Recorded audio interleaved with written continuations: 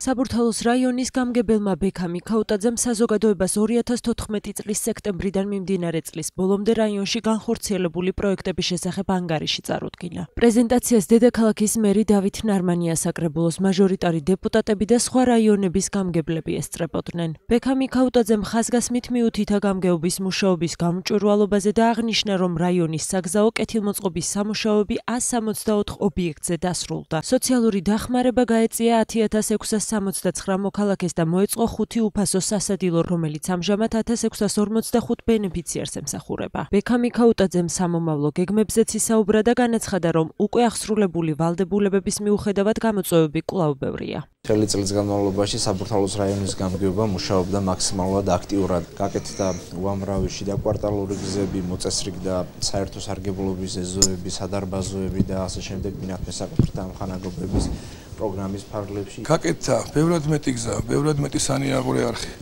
ბევრად მეტი კედელი, ვიდრე აქამდე.